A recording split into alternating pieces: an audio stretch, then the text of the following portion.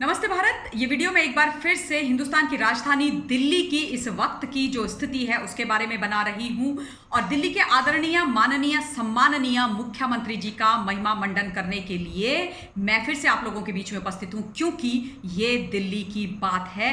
और जब दिल्ली की बात की जाएगी तो दिल्ली की बिखरती हुई, फेल होती हुई सरकार और फेल होते हुए मुख्यमंत्री की एक एक गलती को जनता के सामने उजागर किया जाएगा। जिन लोगों को मेरा मुख्यमंत्री के बारे में सच बोलना पसंद नहीं आ रहा है, उनको जितना ट्रोल करना है करें, जिनको गंदी गंदी शब्दावली का इस्तेमाल करके चीजें लिखना है लिखें। कल के वीडियो में भी मैंने बोला था, संदेश दिया था कि आप लोग बोल रहे हैं थप्पड़ मारेंगे और इसकी दलाल, उसकी दलाल, संघ की दलाल, न जाने क्या क्या ओछी चीजें लिख रहे हैं। उससे मुझे कोई फर्क नहीं पड़ता, आप मुझे रोक नहीं सकते हैं। जिस तरीके का आचरण आप करोगे उससे आपकी अपब्रिंगिंग का परिचय आप देते हैं, पहली बात। और दूसरी बात, ये जो थप्पड़ मारने वाली कहानी है ये तो अरविंद केजरीवाल जी ने अपने लिए रिजर्व करा के रखी है, क्योंकि थप्पड़ वाला इतिहास अगर आप निकाल करके देखेंगे तो मुझे बोलने की कुछ जरूरत नहीं है, आपको पता लग जाएगा कि दिल्ली की जनता ने इनके ऊपर क्या क्या मारा है। बहरहाल मैं फिर से बात करना चाहती हूं दिल्ली की फेल होती हुई सरकार की। वो सरकार जो जनता विरोधी और दिल्ली विरोधी है, वो सरकार जो दिल्ली के टैक्स पेयर्स का पैसा अपने महिमा मंडन में खर्च कर रही है, वो सरकार जिसको दिल्ली की कोई चिंता नहीं है, वो सरकार जो लोगों के लाशों के ऊपर बैठ करके राजनीति कर रही है, वो सरकार जो केंद्र की सरकार को कोस रही है, वो सरकार जो अपनी कमियों को छुपाने के लिए लोगों का मुंह बंद कराने के लिए पैसे उनको दे रही है, वो सरकार जो इस वक्त सबको ब्राइब देने की कोशिश कर रही है, वो सरकार जिसको आदरणीय हाईकोर्ट ने बहुत बड़ा फटकार और तमाचा मारा है, वो सरकार जो आज पूरे देश के अंदर हाशिए पर खड़ी है, और वो सरकार जिसको इतना बड़ा लैंडस्लाइड मैंडेट दे करके जनता ने इतने भरोसे से दूसरी बार सत्ता में बिठाया, वो सरकार आज बिल्कुल फेल होती हुई दिखाई दे रही है। देखिए, जहां तक आदरणीय हाईकोर्ट की बात की जाए तो बहुत बड़ी फटकार लगाई गई है और साफ तौर पर आदरणीय हाईकोर्ट ने यह बात बोली है कि अगर आपसे, यानी कि दिल्ली की सरकार से, अरविंद केजरीवाल की सरकार से दिल्ली नहीं संभाली जा रही है तो फिर कोई टेंशन नहीं है, हम ये कार्य केंद्र की सरकार को दे देते हैं, केंद्र दिल्ली को संभाल लेगी। आदरणीय हाईकोर्ट ने बहुत नाराजगी जताई है ऑक्सीजन के कालाबाजारी के ऊपर और बोला है दिल्ली की सरकार को कि आप लोग दिल्ली के अंदर कालाबाजारी को नहीं रोक पा रहे हो। 100 रुपए के ऑक्सीजन लोग लाखों रुपए में खरीद रहे हैं, और बिल्कुल सही बात है। मैं हर रोज सुबह से लेकर शाम तक सिर्फ और सिर्फ फोन पर होती हूँ, किसी के लिए दवाई भिजवाती हूँ, किसी का हॉस्पिटलाइजेशन कराने की कोशिश करती हूँ, फोन पर लोगों से बात करती हूँ, भोजन भिजवाने की कोशिश करती हूँ, ये तमाम चीजें कर रही हूँ। और दिल्ली की हालत बहुत बुरी है।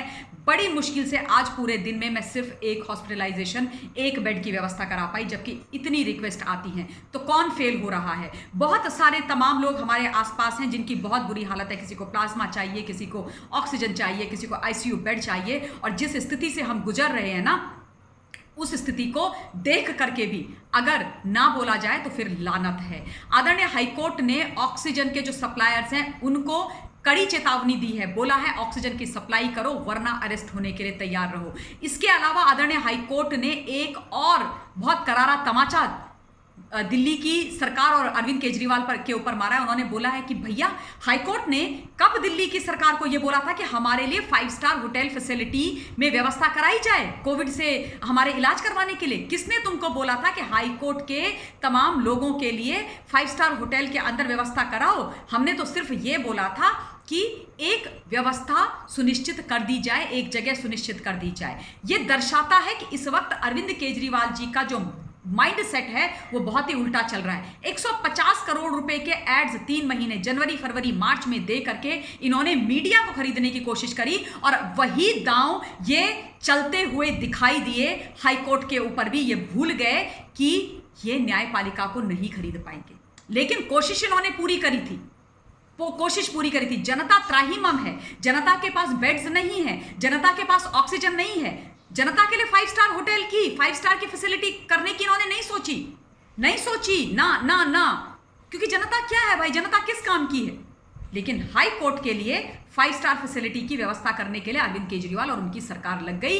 दर्शाता है कि इनका क्या माइंडसेट है, दर्शाता है कि इनके दिमाग में क्या चल रहा है, दर्शाता है कि ये अपनी सत्ता के दम पर, अपनी ताकत के दम पर सिर्फ और सिर्फ लोगों को ब्राइब करने की कोशिश कर रहे हैं। पर हर कोई इनके झांसे में आ जाएगा, हर किसी को यह खरीद लेंगे, ऐसा नहीं होता है।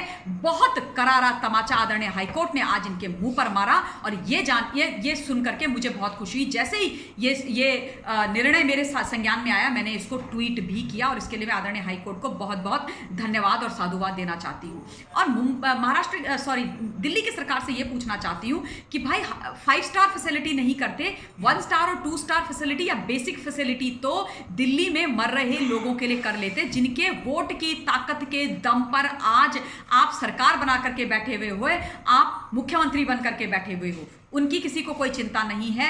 उनके लिए सिर्फ और सिर्फ ऐसे हाथ करके ऐड बना करके सिर्फ ये बोला जाता है कि 45 वर्ष और कम उम्र के लोग लापरवाही बरत रहे हैं और उसके कारण कोविड फैल रहा है, यानी कि ये ठीकरा भी दिल्ली की जनता के सर पर फोड़ दिया जाए। आदरणीय हाईकोर्ट ने यह बोला कि आपको आदत पड़ गई है कि सब कुछ आपके डोर स्टेप पर आपको मिलना चाहिए।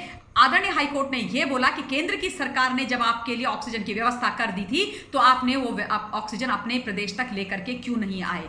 इनकी चालाकी देखिए आप। कल मैंने बात करी थी अपने एक पूरे टॉक के माध्यम से कि इन्होंने ऐड दे डाला टैंकर्स के लिए और बोल रहे हैं कि हमें टैंकर्स दे दीजिए। इनसे ये कोई पूछो कि क्रायोजेनिक टैंकर्स क्या ऐसे ही सड़क में खड़े हुए मिल जाते हैं? क्रायोजेनिक टैंकर्स की व्यवस्था करनी पड़ती है और ये करना आपकी जिम्मेदारी थी। ये तो ऐसे बोल रहे थे जैसे पानी वाले टैंक